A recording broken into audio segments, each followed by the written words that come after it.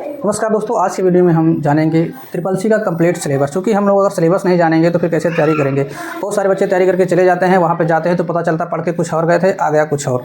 तो जब तक आप सिलेबस नहीं समझेंगे तब तक फिर तैयारी कैसे करेंगे ना। तो बिना सिलेबस की तैयारी करना सही नहीं रहेगा। तो पूरे सिलेबस को आप अच्छे से पहले एक बार देख लीजिए, फिर उसके बाद अच्छे से तैयारी करिए, पूरे सिलेबस को बढ़िया से कवर करिए। फिर आप पेपर देने जाएंगे तो आपके क्वेश्चन भी जो है सही फंसेंगे, उनको आप सही कर भी ले जाएंगे और आपके ग्रेड भी अच्छे आएंगे। ठीक है, तो चलिए यहाँ पर देखते हैं। सबसे पहले यहाँ पर हम इसके उद्देश्य समझ लेते हैं। ट्रिपल सी हमें क्यों करना चाहिए, उससे पहले आप उसका फुल फॉर्म देख लीजिए क्या है। ट्रिपल सी का फुल फॉर्म होता है कोर्स ऑन कंप्यूटर कॉन्सेप्ट, यानी कैसा कोर्स जो कंप्यूटर के कॉन्सेप्ट पर आधारित है। ये कोर्स को इसलिए बनाया गया है जिससे कि आप डे टू डे लाइफ में जो भी कंप्यूटर के काम हैं उनको आप आसानी से समझ सकें और उनको आसानी से कर सकें, है ना।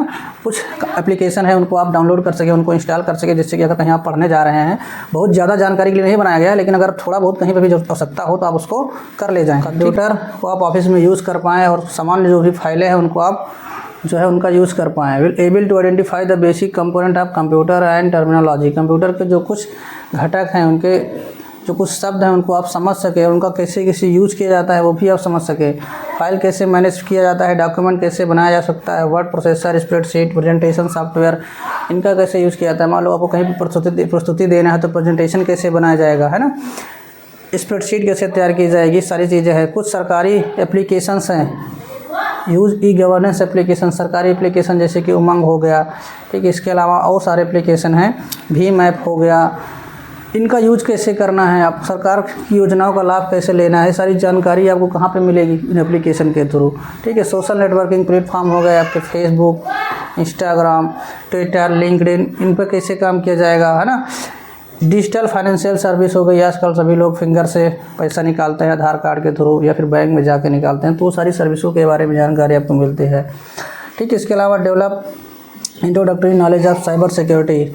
साइबर अपराध आजकल बहुत ज़्यादा चल रहा है, लोगों के पास कॉल करके OTP के थ्रू, है ना, बहुत से माध्यम से फ्रॉड किया जा रहा है, उनसे पैसे ले लिया जा रहा है, तो उन सब से कैसे बचा जा सकता है। और इसके अलावा फ्यूचर स्किल के बारे में फिर आपसे पूछा जाएगा, भविष्य के कौशल। भविष्य में देख रहे हैं आजकल AI चल रहा है, जेमिनी चल रहा है ना, कहीं पे जाने की ज़रूरत नहीं, किसी के साथ फ़ोटो खिंचाने की ज़रूरत नहीं है, सिर्फ अपना फ़ोटो उसका फ़ोटो डाल के आप सिर्फ प्रॉम्प्ट लिखिए, आपका फ़ोटो वीडियो दोनों बन के तैयार हो जा रहा है ना। और आप विश्वास भी कर लेंगे उसको देखने के बाद कि हाँ ये ओरिजिनल फ़ोटो या फिर वीडियो होगा, सेम टू सेम वैसे ही बना दे रहा है। अब देखिए यहाँ पे बात करते हैं इसके ड्यूरेशन की, कि कितने साल का यानी कितने समय का कोर्स होता है। तो देखिए अगर मंथ की बात करें तो ये 3 महीने का कोर्स माना जाता है, ठीक। 3 महीने में इसको अगर बढ़िया से आप पढ़ेंगे तो कर ले जाएंगे। बाकी आपके ऊपर डिपेंड करता है। थ्योरी इसकी 30 घंटे की है और प्रैक्टिकल इसका 60 घंटे का है। आप चाहे तो लगातार मिल के 90 घंटे में ख़त्म कर डालिए। 90 घंटे में कितने दिन होगा, 2400 को 96, है ना, 96 घंटा होता है ना। अगर आप सोए नहीं, थोड़ा बहुत खाना पीना खाएं तो आप 4 दिन के अंदर अंदर इसको ख़त्म कर सकते हैं, है कि नहीं। तो इसको हम लोग कितने दिन में ख़त्म करते हैं, कम से कम 3 महीने में। और हम पढ़ाते हैं DCA के साथ में, तो ये लगभग 5-6 महीने में आराम से हो जाता है।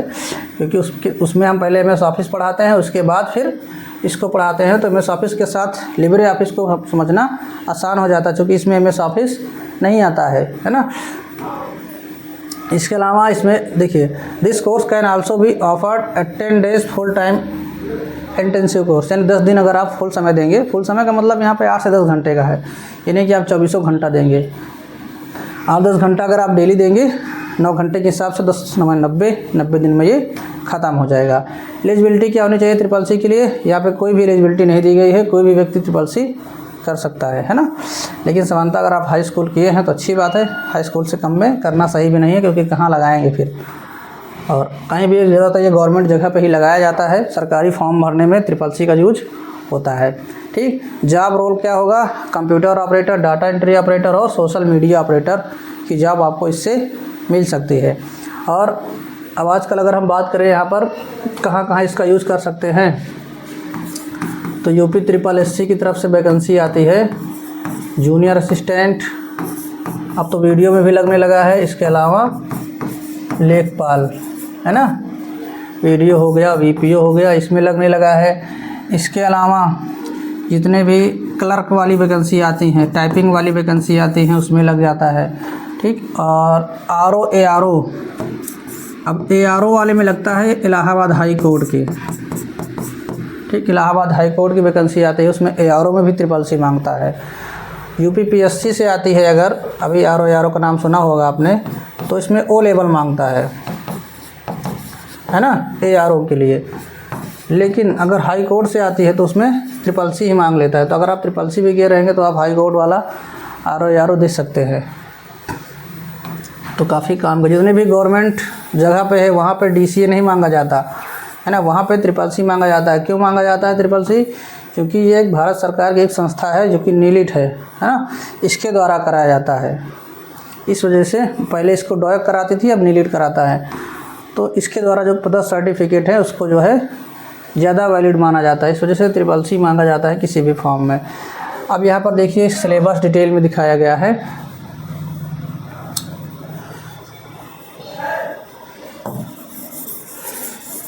टोटल ये 10 चैप्टर में टोटल डिवाइड है। अब यहाँ पर देखिए पहला चैप्टर है इंट्रोडक्शन टू कंप्यूटर, इसको हम लोग ऑलरेडी पढ़ चुके हैं। इसमें कंप्यूटर का परिचय, उसके उद्देश्य, कंप्यूटर, लेटेस्ट IT गैजेट्स।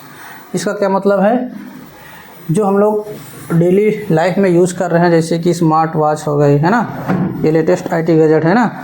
इसके अलावा जो कैमरा हो गया, पेन वाला कैमरा हो गया, वेब कैम हो गया, ये जो नए नए डिवाइसें आ गई हैं ये सब लेटेस्ट IT गैजेट्स हैं।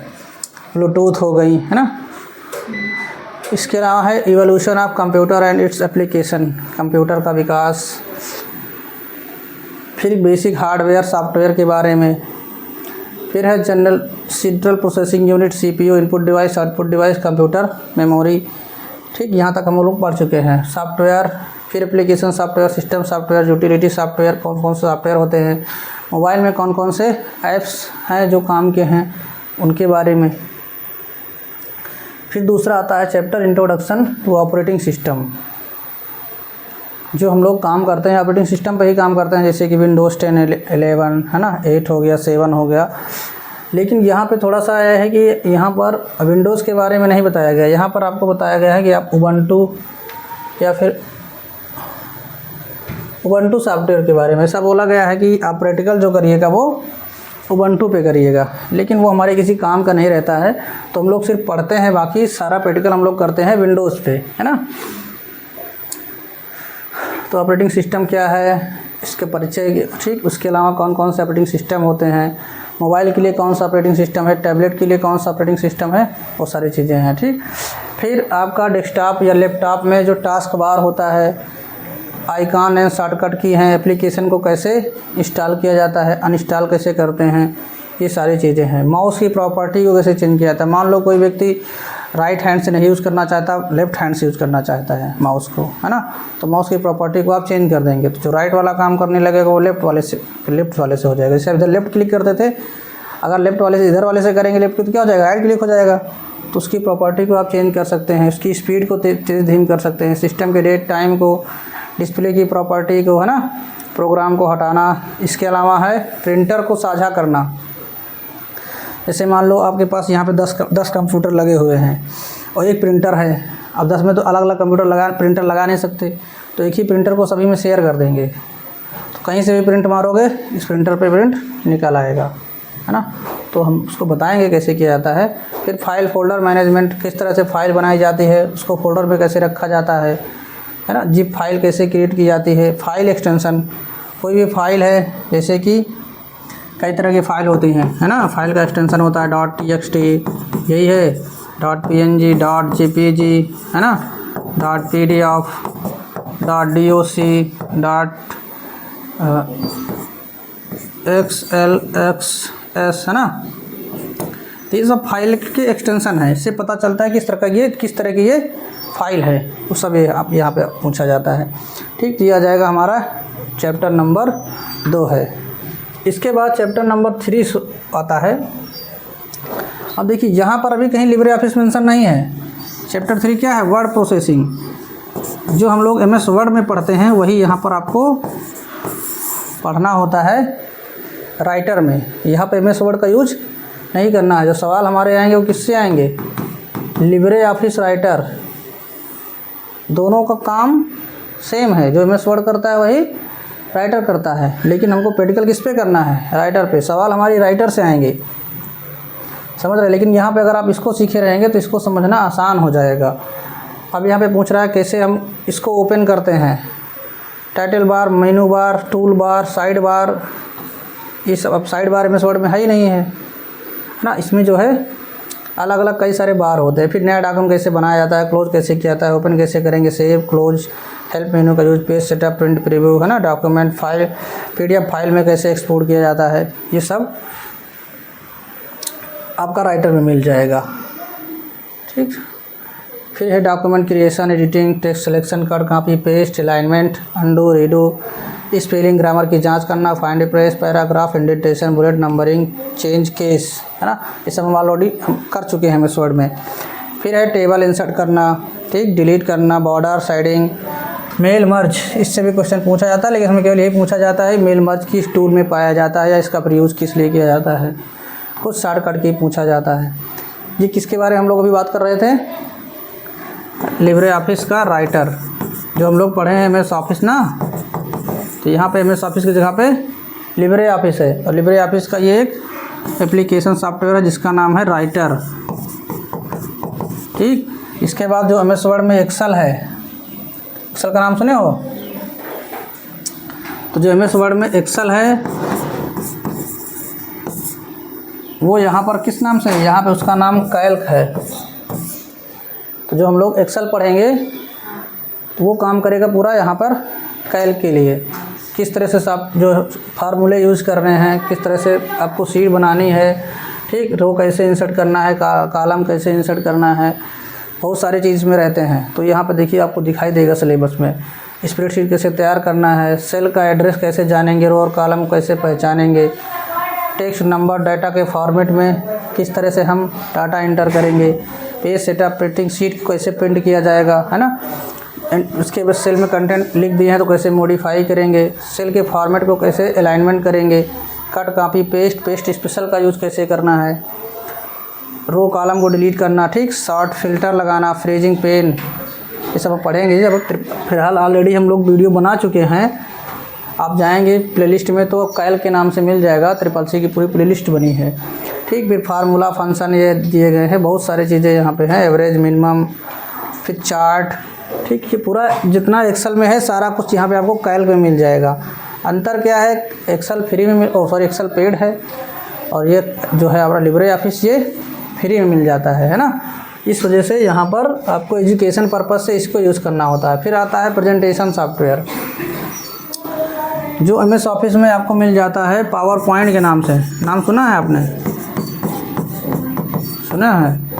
वो आपको यहाँ पे मिलेगा इम्प्रेस के नाम से। तो हमको पावर पॉइंट तो पढ़ना तो है ही, हम लोग पढ़ चुके हैं अभी फ़िलहाल, लेकिन यहाँ पर हमको पढ़ना है इम्प्रेस CCC के लिए, है ना। इसमें इम्प्रेस से सवाल आएगा, पावर पॉइंट का नाम वहाँ पे नहीं रहेगा, प्रेजेंटेशन रहेगा लेकिन पावर पॉइंट नहीं रहेगा। ये है MS ऑफिस का और ये है लिब्रे ऑफिस का। इसमें भी पूरा है किस तरह से आप प्रेजेंटेशन तैयार करेंगे, चित्र कैसे इंसर्ट करेंगे, क्लिप आउट कैसे करेंगे, साइज़ को डिसाइज कैसे, इस तरह के सारे ऑप्शन जितना है PPT से संबंधित वो पूरा यहाँ पर रहेगा, है ना। प्रेजेंटेशन सॉफ्टवेयर है ये, प्रेजेंटेशन देने के लिए हम यूज़ करते हैं इम्प्रेस का।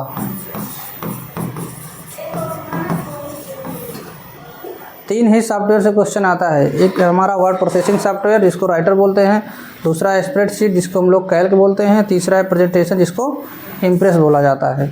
ठीक, 5 चैप्टर ख़त्म। उसके बाद 6वां chapter introduction to internet and www। Internet से क्वेश्चन आएगा आपका, लैन, मैन, वैन, टोपोलॉजी पूछा जाएगा। ठीक, फिर www में फिर इसके अलावा URL, website, IP address, ISP, फिर hotspot, wifi, LAN cable, ये सब चीज़ क्या हैं इंटरनेट से संबंधित, है ना। कुछ यहाँ पे IMEI नंबर के फुल फॉर्म भी पूछ लेता है ये। फिर वेब ब्राउज़र कौन कौन से हैं, सर्च इंजन कौन कौन, देखो उसमें कौन कौन सा दिया है, इंटरनेट एक्सप्लोरर या एज दे दिया गया है ना। पहले यही नाम था, अब इसका बदल के एज कर दिया गया है। क्रोम हो गया, मोजिला हो गया, फायरफॉक्स हो गया, ओपेरा हो गया। इतने ऐसे जो यहाँ पे ब्राउज़र दिए गए इनको सबको हम यूज़ कर चुके हैं ना। आप लोगों ने वेब ये ओपेरा नहीं किया होगा, क्या है, डालोगे गूगल पे तो ओपेरा भी मिल जाएगा, अब ये बंद हो गया है। इसके अलावा पहले यूसी ब्राउज़र आता था चाइना का, एक बार सारे एप्लीकेशन बंद किए गए थे ना भारत सरकार के द्वारा, तो उसमें काफ़ी सारे एप्लीकेशन चले गए।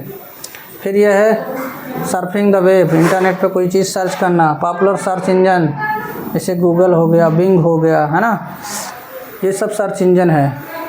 फिर डाउनलोडिंग, वेब पेज को डाउनलोड करना, प्रिंट करना, ये सारी चीज़ें आपका उस चैप्टर में आएंगी। फिर है आपका ईमेल, सोशल नेटवर्किंग साइट्स और ई गवर्नेंस साइट, जिसमें ईमेल आईडी, ईमेल का कैसे यूज़ करना है, किस तरह से ईमेल बनाते हैं, किस तरह से भेजते हैं, किस तरह से देखते हैं, ठीक, किस तरह से किसको ईमेल आया उसका रिप्लाई देना है, फॉरवर्ड करना है, वो सारी चीज़ें हम इससे करेंगे। बहुत सारे ऑप्शन इसमें ईमेल में आपको देखने को मिल जाएंगे। इसके अलावा उमंग ऐप देखो दिया है ना, उमंग ऐप, डिजी लॉकर, भीम, ये सारे एप्लीकेशन सरकारी हैं, इनका यूज़ कैसे करना है वो यहाँ पे बताया जाता है। और डिजी लॉकर से बहुत क्वेश्चन पूछा जाता है, अभी जूनियर असिस्टेंट का पेपर हुआ था उसमें भी पूछा गया था। डिजिटल अगर आपको कोई डॉक्यूमेंट रखना है तो आप डिजी लॉकर का यूज़ कर सकते हैं, जैसे कि आपको मार्कशीट रखना है, यहाँ तक कि सीटेट की मार्कशीट, SSC की, हाई स्कूल, इंटर की, जात निवास, ड्राइविंग लाइसेंस, पैन कार्ड, सब कुछ आप डिजी लॉकर पे रख सकते हैं। जहाँ कहीं मांगा जाए इसी को खोल के दिखा दो, आपका काम हो जाएगा। लाइसेंस भी रख सकते हैं, राशन कार्ड भी रख सकते हैं, बहुत सारी चीज़ें हैं, है ना। फिर है डिजिटल फाइनेंशियल टूल, पेमेंट वाला, यहाँ पे आप OTP क्या है, इसका क्या यूज किया जाता है, UPI क्या है, AEPS क्या है, USSD क्या है, कार्ड के बारे में जानेंगे, डेबिट कार्ड, क्रेडिट कार्ड क्या होता है ना। ई वॉलेट का नाम सुने हो? वॉलेट मतलब होता है पर्स, है ना, इसमें हम लोग पैसा रखते हैं। तो उसी तरह से ई वॉलेट भी होता है, इलेक्ट्रॉनिक पर्स, है ना, जिसमें हम पैसा रखते हैं, जैसे कि पेटीएम का हो गया, फ़ोनपे का हो गया, बहुत सारे वॉलेट हैं, है ना, मोबीक्विक हो गया। फिर इंटरनेट बैंकिंग क्या है, यानी इंटरनेट के माध्यम से बैंक का काम करना इंटरनेट बैंकिंग कहलाता है। यहाँ पे बैलेंस ट्रांसफ़र करने के कई सारे प्रकार दिए गए हैं, NEFT, RTGS, IMPS, 3 तरह से पैसे को ट्रांसफ़र किया जा सकता है ना। ज़्यादा पैसा भेजना होता है तो RTGS किया जाता है, और अगर आपको थोड़ा पैसा भेजना है, बैंक के माध्यम से भेजना है, चार्ज भी ना कटे, तो NEFT कर सकते हैं। फिर IMPS है, तुरंत पैसा भेजना हो आपको, IMPS इमीडिएट पेमेंट सिस्टम है ना, इसके द्वारा आपका तुरंत पेमेंट जो है पैसा ट्रांसफ़र हो जाता है। ऑनलाइन बिल जमा करना हो गया, तो ये हमारा हो गया। नेक्स्ट चैप्टर है साइबर सिक्योरिटी, 9वां चैप्टर है ना, साइबर सुरक्षा। साइबर का मतलब हुआ इंटरनेट के ज़रिए जो आप धोखाधड़ी हो रही है उससे कैसे आप बच सकते हैं, ठीक। जैसे कि अपने कंप्यूटर को आप एंटीवायरस से सिक्योर कर दें, उस पर कोई भी बाहर से हमला ना कर पाए, ब्राउज़र को सिक्योर कर दें, फर्जी की चीज़ डाउनलोड ना हो, है ना। Securing email and social media account, Facebook, Instagram, WhatsApp, इन सब पे भी आप डबल वेरिफिकेशन लगा के रखें, कोई दूसरा लॉगिन ना कर पाए, है ना। इस तरह की सारी चीज़ें। स्मार्टफोन पर भी आप एंड्रॉयड जो है अपना एप्लीकेशन डाउनलोड कर लीजिए, उसको भी सिक्योर रखिए। अभी आज मैसेज आया है कि आप लोग एप्लीकेशन डाउनलोड कर लीजिए जिससे कि आपका फ़ोन सिक्योर रहे। फिर है लास्ट चैप्टर है overview of future skill and artificial intelligence, यानी AI के बारे में यहाँ पर बताया गया है। क्या है? इंटरनेट ऑफ थिंग्स, IoT, कभी कभी इसका फुल फॉर्म भी पूछ लेता है। IoT डिवाइसेस ऐसी डिवाइस होती हैं जो इंटरनेट के ज़रिए चलती हैं, जैसे कि आपके स्मार्ट AC हो गई, कैमरा हो गया, लाइट हो गई, ये सारी चीज़ें IoT डिवाइस है जिनको आप फ़ोन से कंट्रोल कर सकते हैं या वॉइस के द्वारा कंट्रोल कर सकते हैं, है ना। फिर ये big data analytics, cloud computer, virtual reality, artificial intelligence, social mobile, ये सब नई नई टेक्नोलॉजी हैं। 3D प्रिंटिंग एंड मैन्युफैक्चरिंग जिसके द्वारा बनाया जाता है। रोबोटिक्स, प्रोसेस ऑटोमेशन, RPA इसको बोलते हैं, इसके द्वारा ऐसे ऐसी डिवाइसें तैयार की जा रही हैं जो ऑटोमेटिक सारा काम कर ले रही हैं, ठीक। ऑटोमेशन, एक बार उनमें सारी चीज़ें दिखा दी गई हैं, सब कोडिंग कर दी गई है। जो गाड़ी चल रही है ना आजकल बिना ड्राइवर के, इसी के थ्रू चल रही हैं। ऑटोमेशन, ऑटोमेटिक सारा काम हो रहा है, ठीक। फिर यहाँ पे आर्टिफिशियल इंटेलिजेंस के बारे में, हिस्ट्री ऑफ AI, अभी कुछ नया जोड़ा गया है, कई सारे चैप्टर इसमें अब ये नए जोड़े गए हैं, पहले सिलेबस में नहीं था। इंटेलिजेंस AI की ज़रूरत क्या है, इसका उद्देश्य क्या है ना, और इसके अलावा इसके क्या एडवांटेज हैं, डिसएडवांटेज क्या हैं, फ़ायदा क्या है, नुकसान क्या है AI का। वो लोग कहते हैं ना AI आ रहा, लोगों की जॉब छीन ले रहा है ना। फिर इसके अनुप्रयोग क्या हैं, फ्यूचर में AI का क्या यूज है। देखो बहुत सारे काम हैं, AI से सब सारा काम हो जा रहा है। एआई को बोल दो कि हमारा एक एप्लीकेशन बना के दे दो, हमको इस काम के लिए एप्लीकेशन बना के दे रहा है, वीडियो बना के दे रहा है ना। आप लोग देख ही रहे हैं। मिथ क्या है ना। फ्यूचर इम्पैक्ट एआई का क्या है डिफरेंट सेक्टर में, फिर उसके अलावा पूरी समरी है और क्वेश्चन आंसर है। तो ये पूरा सिलेबस है 90 घंटों का, है ना। इसमें से 30 घंटे आपका थ्योरी है और 60 घंटे का प्रैक्टिकल है। ये सिलेबस आया था 1 अक्टूबर 2023 को, तब से यही सिलेबस यूज किया जा रहा, मतलब सिलेबस यूज हो रहा है। और देखो दिखा रहा है practical purpose latest version of free open source Ubuntu, यानी कि आपको उबंटू सॉफ्टवेयर का यूज़ करना है। तो शुरू में अखिलेश यादव वाला जो लैपटॉप दिया गया था उसमें उबंटू और विंडोज़ दोनों डाल के दिया गया था, ठीक। तो इसका हम लोग यूज़ नहीं करते, इस वजह से प्रैक्टिकल हम इसी पे कर लेते हैं और जिससे ज़्यादा क्वेश्चन उतना नहीं बनता है, ठीक है। बाकी थोड़ा बहुत आपको याद करना होगा। उसके अलावा लिब्रे ऑफिस देखो यहाँ साफ साफ लिखा हुआ है, तो MS ऑफिस आपको यूज नहीं करना है, लिब्रे ऑफिस यूज़ करना है, ठीक है। तो मेरे ख्याल से हमने यहाँ पूरा सिलेबस डिस्कस कर लिया है और कुछ चीज़ें यहाँ पर इधर साइड दी गई हैं, जैसे कि यहाँ पर देख सकते हैं कि अगर आप इस चैप्टर को कंप्लीट कर लेते हैं तो क्या क्या चीज़ें आप सीख पाएंगे। तो जो चीज़ यहाँ सिलेबस में दिया उससे खुद ही क्लियर हो रहा है ना। बाकी आप लोग देखना चाहें तो PDF इसका लिंक डाल देंगे डिस्क्रिप्शन बॉक्स में, आप लोग देख लीजिएगा, ठीक। यहाँ पर साइड में दिया गया है कि अगर आप इस चैप्टर को सीखते हैं तो ये चीज़ कर पाएंगे, इस चैप्टर को सीखेंगे तो ये चीज़ें कर पाएंगे, ठीक। देखिए सब कुछ यहाँ पर आपको दिया गया है।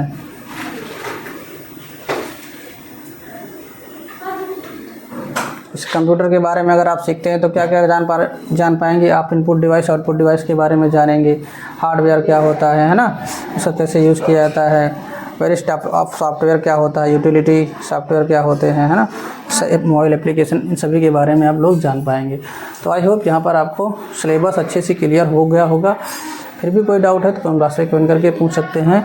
और यहाँ पर हमने चैप्टर वाइज पूरी प्लेलिस्ट बनाई हुई है, हमारे चैनल पर आप जाएंगे तो प्लेलिस्ट में जाएंगे, चैप्टर वाइज पूरी प्लेलिस्ट बनी हुई है, ठीक है। आप लोग जाएंगे तो आपको वीडियो मिल जाएंगे, आप उनको देखिए, थ्योरी पहले देखिए, उसके बाद ऑब्जेक्टिव करिए, ठीक है। थ्योरी प्लस ऑब्जेक्टिव दोनों वीडियो मिल जाएंगे, उनको देखकर आप ट्रिपल घर बैठे कर सकते हैं। वीडियो चले तो लाइक करें, चैनल पर नए सब्सक्राइब नहीं तो कर लीजिए। मिलते हैं इस वीडियो में, तब तक के लिए टेक केयर, जय हिंद, वंदे मातरम।